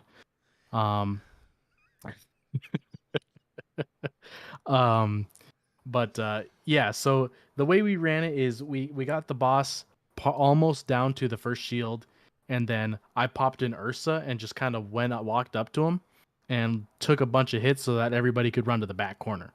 Because once that shield pops up, 2 unstoppables are going to also pop up. And the problem is you're going to have 2 unstoppables, you're going to have fireballs, and you can't shoot the boss because of the shield. So there's going to be a lot going on that you need to handle. So that's the point where I'm taking hits from the boss to get my super halfway back, and giving everybody a clear line of safety to run away. And then once we get back to that corner, we plink the boss enough to pop the shield. Shield pops up. Somebody has kind of got to focus on the fireballs because those will tap you and you're gone. And so as soon as that shield goes up, the doors open and the unstoppables come out. Then we all focus on one of them. One of us stunned him, and the other, like two people would start shooting at him while the other guy kind of looked off and shot the fireballs coming in. And then that guy got laid out, just super laid out. Then we moved on, turned to the other side, and killed the other guy that was coming our way too. Then we just kind of wait out. You wait out the boss for the fireballs. You can wait as like 13 to 16 volleys. Either corner's fine, and then you can do the Ryan thing if you run out of heavy ammo and just unplug your internet and then plug it back in so you can come back, and then you get full ammo. But otherwise, you'll all be in that corner. I like to pop the Ursa so that I can go into the shield and take the hits from the boss while the other two kind of plink away. If you're running Skyburners, you won't have to do that. You can just shoot right through it from the distance and not worry about it. And then basically from there, you after that phase, ads come in, kill ads, boss jumps up top, and then your safety is on the sides, like directly next to the oven on the sides. From there, you can either stick to the sides, like right up close, or you can run all the way back to the front of the room because the fireball volley cannot hit you from there, and you can just wait it out. But again, remember, 2 more unstoppables are going to spawn once he jumps up top to pop another shield. So if you're up next to the oven, you can focus on him and kill him really quickly and then run away, or stay there and just like kind of hide from the fireballs and shoot them as they come along. But either strat works. I ran up front, they stayed, and since we split up, they both got wiped out because I wasn't there to help shoot fireballs and do some other stuff. But we saved it because I killed my unstoppable, they got theirs low, and then I just shot it from range, waited for the volley to run out, and then we regrouped, and then just like Ryan said, we got that last third down before all the ads were dead. He just absolutely massacred the boss, and then we called it a day. Yeah, Fox, do you think we left anything out? Any freeze warlock tips?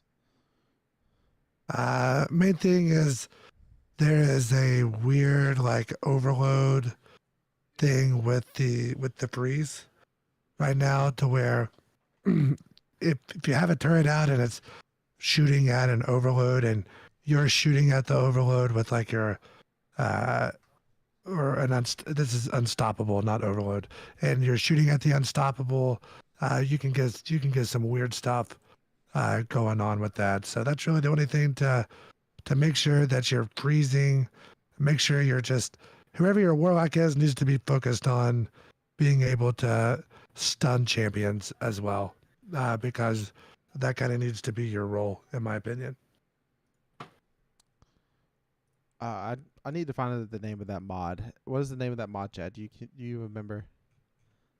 Which mod? The mod when you stun a champion and then it ignites. Oh my gosh. It's something the one that goes on it? your class item. Yeah. From the artifact. It's something champions. I can't remember it either. Something blast, isn't it? Ooh. Sheesh, making me pull up my dim again. Revitalizing blast. Yes. So stunning a champion, Stunning a champ, cause it to ignite and clears your shield stun. It costs 4. That's the best part is the clearing the stun. Yeah. Which means you can just keep stunning a champ back to back without having to unscope and scope back in. If you're doing like unstoppable or anti-barrier or anything like that. But it also means you can do super chaining on overload stuns. Yep. So it's awesome. Yeah. Just the extra explosion that goes on is great. Really saves a lot of ammo, especially with, we don't have heavy finisher this season, so it was great. And I just highly recommend every person should be running that, because everybody's going to be stunning champions, and that's easy, free damage for everybody, and it's going to be on my class item for every Grandmaster that we did, and moving forward, just makes it so easy. All right, it is time for the lore. Chad, what we got going on this week? Oh boy. Well, since like I said, it was the last week of story, we got the last book for each, or last chapter for each lore book. So we got 2 lore books to go through. They're both very meaty. So they're gonna be multi-week ones. This is gonna be part 1 of the book Triage, which is about, it's following Zavala's story back when he met Sophia. So it goes into a lot more detail than the cutscene did. The cutscene was great, and I really enjoy those very much. but it goes straight into detail. So we'll start off with chapter 1, synthesis. I'm gonna have trouble with these words just like Jared does. Synthesis. Dusk falls and the braziers are lit. The wind, howling like a starving dog, bites at exposed throats. Sophia raises her lantern and watches the trickle of survivors pass through the Iron Lord's gates. Some are wounded. Some lie on makeshift stretchers. She gestures to a tent, its interior glowing with warm firelight. They will freeze out here, she says. Take them inside, quickly. Her hospital, such as it is humbled by the stone structures which surround it. But she had overseen its construction when she first arrived, stocked it, served it. It was all she could do. The gates close behind the Iron Lords, unhurt, alive. Zavala is among them. She knows him, the one stubborn enough to argue, but not stubborn enough to ignore her. He speaks to his companions. Coordinated attacks by the House of Devils. If we take this opportunity to retaliate? Zavala turns to look at Sophia. She stares him down. We have wounded here. We don't need violence, we need supplies. The others break off, leave him to it.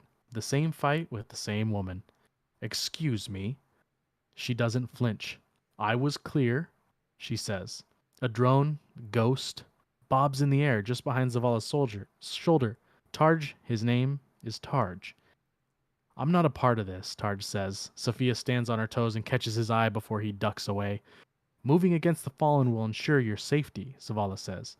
Like I've told you before. You want to protect us, Sophia points toward the meager hospital. This is how. By ensuring we have what we need to live. She isn't wrong, Tarj says. Are you a part of this conversation or not? Zavala asks, glancing sharply at his ghost. He turns back to Sophia. You don't understand, she says, walking away. Where are you going? He asks, a silly question. She ducks under the tent flap. Zavala follows, strung along by their argument. He always wants the last word. Sophia washes her hands in a basin, then glances at him. She will make him useful. Wash your hands, she tells him. He hesitates, but does so. Take this, she says, and hands him a fistful of clean rags. She moves on to one of the cots, her head down as she inspects a fresh wound still bleeding into the dirty bandage. She removes it carefully. Come here, she says, and guides him to press the clean rags into the wound, staunching the flow of blood. He opens his mouth to speak, but she raises her hand. I understand the situation, she says. Do you? Do you know how hard it is to survive in the world? Yes, he says. He eases the pressure. She points, snaps her fingers, and he presses down again. Without your ghost. He says nothing. That one will need sutures, Sophia thinks to herself. She calculates their dwindling stores as she fetches antiseptic and gloves. It's not just fallen. It's not just warlords. It's sickness, starvation, cold. She motions to Zavala to stand aside, and he does. The wounded man, regrettably awake, shivers, stiffens, bites down on a scream as she cleans his wound as gently as she can. We don't walk away from these things the way you do. There's a note of pity in her words. She thinks that he will argue with her, push back, raise his voice, but he says nothing. He is pensive, quiet. She looks up and sees the way his eyes shift, how his jaw stiffens. He wants to speak. She turns away from him, pulling off her gloves at the wrist. Another patient, a woman with the dressed wound across her temple, had shifted in her sleep, her blanket fallen to one side. Carefully, Sophia picks up the blanket's edge and pulls it up so that it covers her again. She passes a hand over the woman's brow, feeling for fever, and finds none. Sophia smiles. When she looks up, she sees Zavala watching her. The wounded look to me. She does not lower her eyes, does not bow her head. Not you. Second chapter, Rafi. Sophia knits by the remainder of the afternoon light, seated outside her tent. It is early spring, her fingers red from the cold, her breath misting in the air. Zavala leads training exercises in the courtyard, sparring with civilians. Some stand awkwardly, holding weapons too heavy for them to wield. Others move with confidence. Sophia's eyes drop to her needles. Then she hears a cry of pain, blood run down a civilian's shoulder, staining his front. Sophia can see the wound from her seat. Rising, she takes steps towards him, her knitting forgotten. Do you think your enemy would stop at one wound? Zavala's voice is a sharp bark. The other man picks up his blade again, despite his shoulder. Sophia approaches and snaps her fingers. What are you doing? Zavala turns to her. Here, an opportunity. Zavala's sparring partner jumps forward, catching him by surprise. The blade slices Zavala's forearm, skin opening in spray of bright blood. The others gawk, as if they hadn't expected Arisen to bleed. Targe rises up, ready to heal the wound. She raises a hand to stop him. Don't, she says. The ghost bobs in the air, looks at her, looks at Zavala. What do you want? Zavala barks. He pinches his forearm closed, but the blood runs hot and steaming over his fingers. Sophia ignores Zavala's retort and gestures to his sparring partner. Come with me, she says. Targe, Zavala says to his ghost, but Sophia snaps her fingers again. You two, I want to teach you something. Come inside. She walks into the hospital tent, knowing she will be obeyed. He obeys. Once inside, Sophia inspects Zavala's wound. It's nothing serious, but deep enough for her attention. Her assistant sees to the sparring partner, who looks away sheepishly when Zavala glances to him. What are you doing? He asks her. I think that's obvious, she says. Zavala and his ghosts observe in silence as she cleans the wound. This isn't necessary, he says, but lets her continue. She produced her hooked needle, the hemostat, and polypropylene thread, tools that fit easily in her hands, precious resources for an immortal man. I'm going to close the wound, she says, and touches his arm lightly with a gloved hand. I will make 6 sutures. It will take 4 days, maybe 5 to heal. His features soften. Perhaps he sees that her mind is set. He looks away in a sheepish expression. I will make sure your supplies are replenished, he says. Simply tell me what you need. Sophia feels a flutter of surprise at his promise. Now she will answer his first question. You need to know what it's like for us, she tells him. She waits for consent. He nods. She pierces the wound and draws its edges together. He doesn't wince. Where did you learn this? Genuine curiosity. The first suture.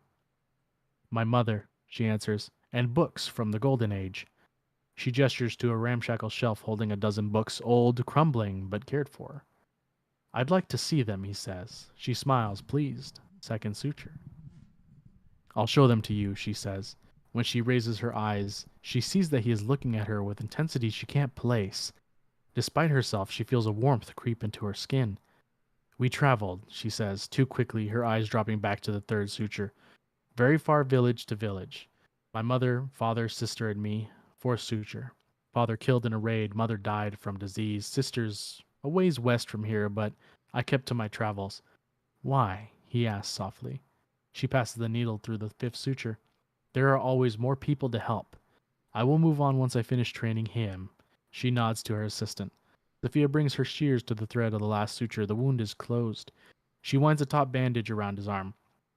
Where will you go? He asks after a stiff silence. Sophia realizes she doesn't know how to answer. Her thoughts don't stretch beyond this moment. She tucks the bandage beneath itself. Finished. He flexes, winces, stills. She smiles. True healing takes time. That night she hears voices in the empty courtyard, Zavala and Saladin standing by a brazier, talking in low tones. She peers from the flap in the tent to watch, to listen. She is skilled and formidable woman. Saladin stands with his chin raised in near disdain. Zavala is a silhouette in the firelight. I'm not stupid, Saladin growls. I see the way you look at each other. Sophia's breath catches. She almost doesn't hear his next words over the sound of her heart. I have nothing but respect for her, Zavala says curtly. Saladin rolls his eyes. Both men stare each other down for a long moment. We live in different worlds, Saladin's voice softens. You can try to abandon ours, but theirs will reject you. I don't believe that, Zavala says. Believe what you want, but whatever life you make with her will be too fragile for you to hold on to. Saladin puts a hand on Zavala's shoulder. Sophia could almost mistake it for compassion. It will break, he says, his voice low, and you'll both be hurt. Sophia lets the tent flap fall. She does not see if they hear it. Chapter 3, Taxia. Like this, Sophia tells him, and she makes a loop of yarn around his index finger. He holds the needles too tightly, and she gently places a hand over his knuckles until she feels him relax his grip. They sit together outside her hospital. Sophia teaches him to knit under the late spring sun. This is complicated, he says. Only when you aren't paying attention, she tells him. Their eyes briefly meet. She looks away, smiling at the afternoon sky. Look, she says in the tight breath, smoke plumes on the horizon. They both jolt upright. Zavala awkwardly untangling his fingers from the yarn. The smoke muddies the sky. Fallen or warlords, they have found new victims. A siren blares over the encampment as Sophia emerges. She makes for the gates as the Iron Lords ready themselves. Zavala takes her by the arm. You can't be serious, he says. People are in danger. It's not safe. This is why I have to go. At least wait until we've secured the area. Sophia pulls her arm from his grip. She leaves through the gates before he can even argue. The fallen have ambushed a caravan. Sophia races through black smoke belching from an overturned sledge, the wreckage crushing the spring flowers. Sophia rushes to a woman cowering behind a wagon, blood steeping from a wound at her temple. A man lies on the ground behind her, clutching at his stomach, his spilled entrails. A dreg lunges for them. Sophia drives a knife into his neck. Zavala leads the main charge to the caravan. The fallen, screeching at each other, turn their attention to their attackers as bursts of solar energy roar through the air. Zavala rushes to Sophia's side, putting himself between her and a charging captain. Its arc spear raised, and it pierces Zavala through the chest. He coughs blood, falls to the ground, and goes still.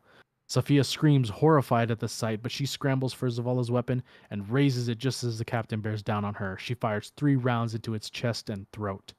She sputters as the ether tears from its body. The corpse lands heavily on her. She pushes it away. Tarj sweeps his fallen guardian, and with a hard breath, Zavala rises again. The sight of him startles her. A man come back to life. He gets his bearings, sees the captain dead on the ground. Are you all right? Yes, she says, her voice trembling. Sophia turns back to the unlucky man who will not rise again, and the woman who weeps at his side. Sophia begins to cry for the dying child, or for the child in her arms, the dead man who held him, the scent of blood and ether, for those whom she could not save. Her tears are soft, and she shivers. She feels Zavala's palm touch her shoulder and move down her back in silent comfort. She heaves a sigh, then straightens and looks to him. We'll keep him safe, Zavala says, and she nods. They return with the child. Sophia feeds him and bathes him. Zavala smiles, holding the child in his arms. The boy reaches for him with tiny hands and looks up at him with wide brown eyes.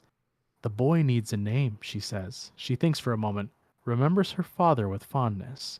Hakim, she declares, and it is so. Hakim grows, months pass until summer comes with cicadas sing. Zavala visits Sophia between his duties, and Sophia soothes Hakim's cries when Zavala is absent. Resources are thin, they do their best. In the evening, Sophia holds Hakim's worth to her chest. She feels the rise and fall of his breath. Bowing, she presses her lips to the curls on the crown of his head. Zavala is beside her, a hand at the small of her back. The cicadas sing. She gestures to Zavala to listen. The ancient Greeks thought that these insects lived forever, she says, reborn each time they came from the earth. Zavala puts his arms around them both. They spent 17 years underground. They almost went extinct, then the collapse, and now they thrive again. She coos at Hakim for a moment. I will take him to my sister's village, she says. Zavala's features soften. We will take him, he answers, and she smiles. This is how he tells her. Zavala speaks to Saladin the following morning. When Zavala finds her again, he has left the pendant with the Iron Lord's sigil.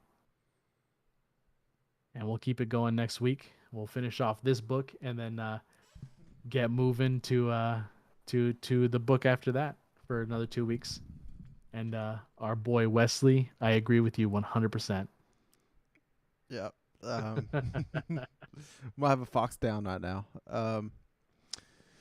Yeah, it really humanizes Zavala a little bit. You know, for the longest time in this game, it was like, oh, he's our leader. He, makes whatever choices necessary to help the human race and the Guardian succeed and keep the last city going. And it was nice to dive into his backstory a bit.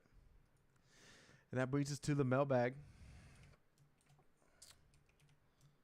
We got some good questions here. So,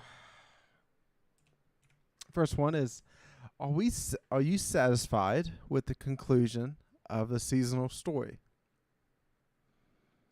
Chad, I mean, you just got done, probably catching your breath after all that, but how do you feel about the way it ended? Let's see.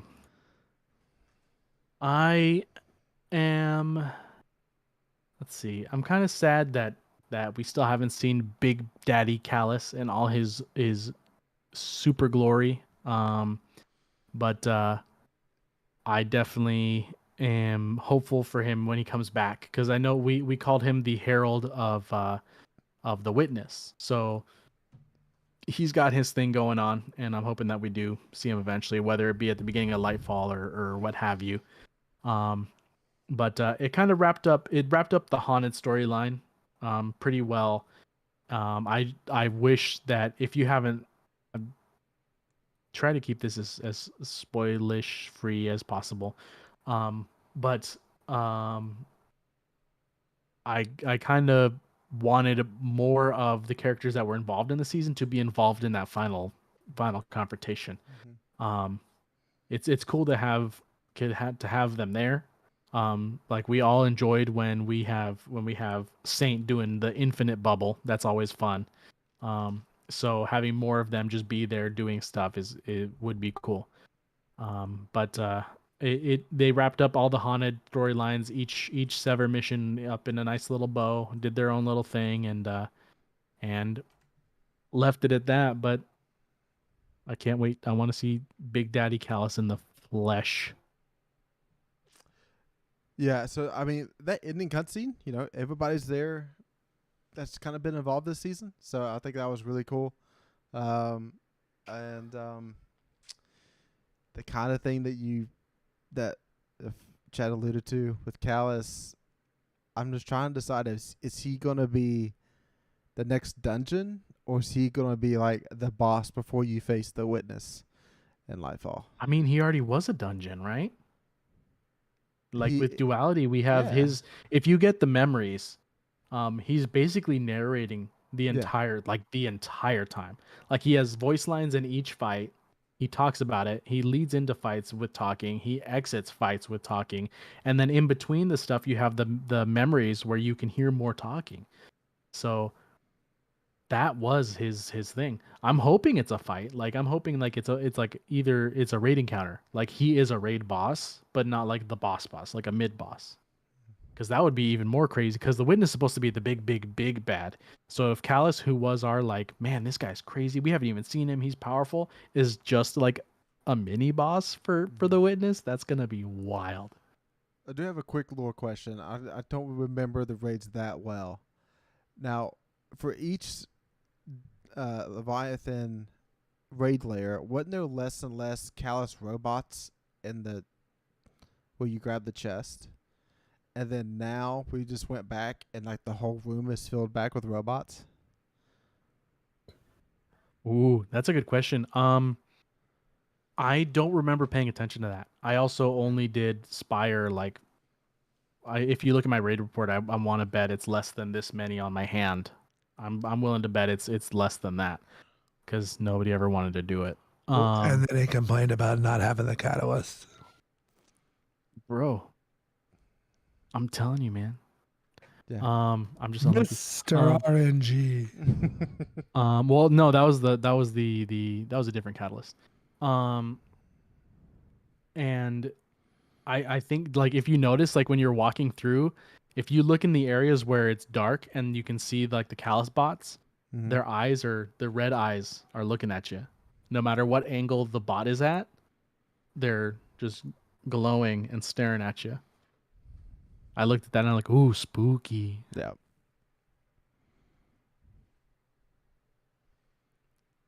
All right. All right. Are we ready for the mailbag? That was the first question of the mailbag, Fox. I meant like the next question, Jared. Number 2. Which Grandmaster is the best this season if it's my first time trying to do Grandmasters? You're gonna have to wait for it, but Arms Dealer is probably the best one to get your feet wet. Mostly because if you have played this game off and on since the beginning, it's been in the game since vanilla D2. So you've had a very high chance of playing it overall over your time playing Destiny. Now, if you're brand new, it's still out of the 6, probably the easiest one. So that would be my give Arms Dealer a shot first. Jared, your thoughts? Inside Terminus is next week. It's a very doable one. If you go back and watch our little run through, it's not that hard. And then also just hit us up. 2 people that's experienced can easily take somebody through Inside Terminus next week. Yeah, I agree. Arms Dealer is the easiest. The only thing, if your team doesn't melt the boss, that boss room can get to be a real big pain. So Inside Terminus is Arms Dealer is the easiest if you have 1 or 2 people that know what they're doing. Inside Terminus would be the easiest if you have 3 people that are all new to it. That would kind of be my thing. It's definitely one of those 2. It's just dependent upon the makeup of the other people of your Spire team. Oh, no, I mean, speaking of that, just real quick, I think Spire has the easiest boss out of the 6 because, like Arms Dealer, you can burn it, and you have 2 phases to burn it down health completely. Yeah. Unlike Arms Dealer, where there's ads, like there's almost no ads in Spire until the 3rd phase, unless you take the first phase too long, and then there's some harpies, but that's it. All right. See, question 3. I was so hyped for Bungie Day because of content creators. Why do I feel let down? Shots fired at Jared. Sorry, you can blame me. I know there's other people out there that thought the same thing. Maybe the Golgoroth State of Destiny address. We would possibly get that, but we didn't. Maybe they ghost drop drop it tomorrow, and we gotta do the emergency pod or something. But it was just time for Bungie to give us something, and they didn't. And I'm right there with you. They didn't give the people what they want. Sure. I think that's the easiest way to put it. Number 4, how much time do each of you spend each week to put out the 90-minute podcast? So looking at this, like episode 68 or like episode 5, because there's a really big difference. Especially for me, since I'm the one that like posts it and uploads and does all that. I kind of have the routine down at this point. But so for myself, I'm looking at the intro each week, Conqueror's Corner each week, the my likes and dislikes, and then the mailbag, and then editing, and then uploading. But I kind of cheat using Zencastr to do most of the editing for me, and then go from there. So I would say that if the podcast is 90 minutes, I spend an hour before thinking of ideas, getting in touch with Mr. Vegas, getting the lines, and then posting to get questions takes 30 to 40 minutes throughout the week. So roughly 2.5 or 3 hours is kind of what I spend each week.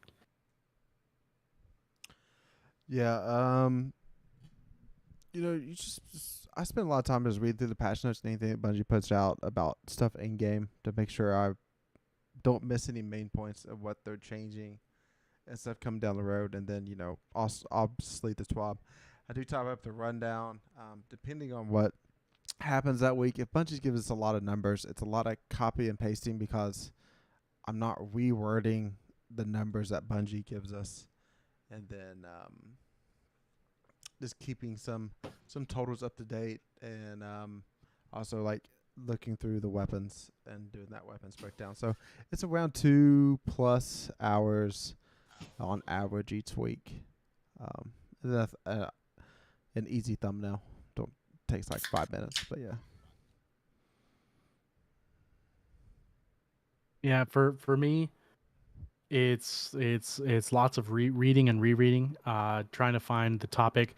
Part of I want to say the problem, but part of the hard part of the lore is I have to wait till Tuesday to see if any story related things happen that will change my plans. I have, things that are kind of set. Like the best part is the end of the season for me, because actually that makes less work in the long run because I can spread it out over time.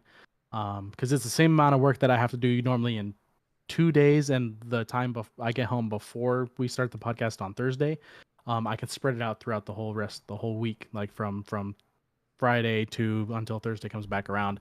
Like I'm doing with the book Triage, because the entire book's now out and the season is essentially over story wise. I can basically just read the lore to you, and we can, talk about it a little bit and give our thoughts here and there.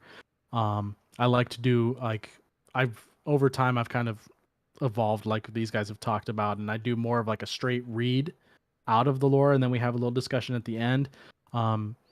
Because I'd rather read you the passages, and then we can kind of talk about it and have our thoughts and see how we feel about it.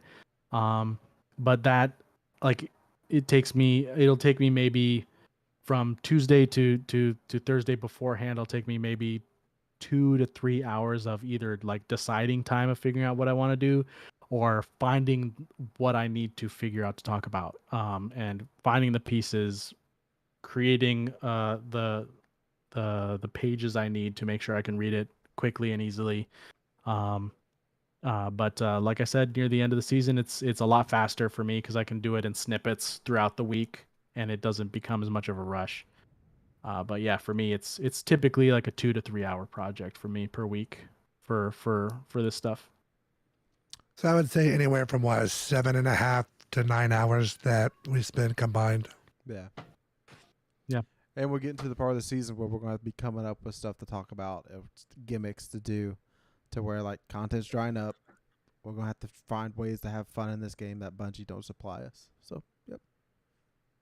Yeah, so any ideas, feel free to send to us, and we will definitely give you credit. So we are credit givers. We're not any. I will never ever take somebody else's idea and run with it as my own. So that's just not my style whatsoever. Last question, final prediction. AKA, this is the last time we're talking about this until it is officially announced. Okay. Which raid is Bungie bringing back? I already gave mine in my dislike, that they haven't confirmed my Watum, Wrath of the Machine as my raid guess. So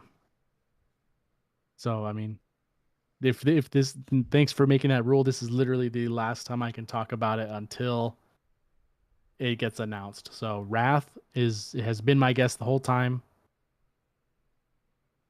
That's mine. I'm changing it. Changing what I've always thought here. I think Bungie's been quiet about it for a reason, and they are. Don't you dare! Don't you dare! They're not bringing it back. They're not bringing back a Destiny 1 raid next season. I think they're not doing it. I think they're bringing back something from the Leviathan. Oh, dude, that was mine. That was what I was gonna say. Oh, that's what I was waiting. I was gonna be like, "You guys are so dumb." Oh my God! It's technically in the vault. You're right. Yeah. It's in the vault. They're bringing back the Leviathan. They've already brought the location back, and it's gonna be a modified version. Damn it, Jared. Go ahead. I mean, it just kind of makes sense why bring Leviathan back only for a seasonal story. Wouldn't it make sense to reprise maybe one of these? I don't know. Maybe I don't think like Leviathan raid. I don't think that's the one they bring back. I think it's one of the others, and I don't think it's Crown of Sorrow. I don't think it's that. So I'm thinking it's Argus or Spire of Stars. I don't think it would be Argus. Only reason we're not around Nessus, and technically speaking, the world mind in Nessus is gone, so we don't have anything in that engine to take care of. Spire makes sense, and the regular Leviathan makes sense. Crown is weird because we also have killed Galaron, so there's no reason for that. But a Scorn raid from either Spire or or regular Leviathan is. I didn't. That's man. I didn't. That was not even a thought in my brain, and now it is. And the funny Dang thing it. is, I know B of Fox have not talked about this at all. No, not at all. So That's why he was so upset. My theory was that we would get Leviathan back next season, and then 2 seasons from that, we would get back the other 2 raid layers since they're shorter, plus the dungeon, in order to entice people to come back for that last season prior to the new expansion. So that was going to be my theory, but since you stole it, I'm going to say King's Fall. That's my pick. All right, so one of us has to be right.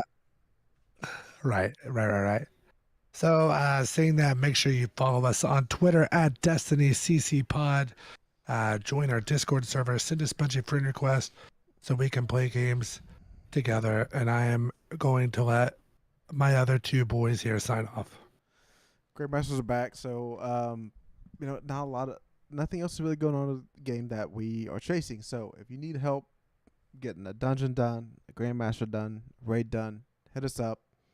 We'll definitely help you through it and talk you through it too, so you can go on and teach your friends and coach them through it. Again, just gonna reiterate all the things we always say. If you want a carry by the Conqueror's Corner, the Destiny Bad Boys, 2 of us would be more than happy to carry someone through. Ryan's the best Sherpa in all of existence. He's always happy to Sherpa people. So hit us up on all of our socials. Hit us up on that other stuff that Ryan will talk about, and I'll let him take it away now. Go Cat.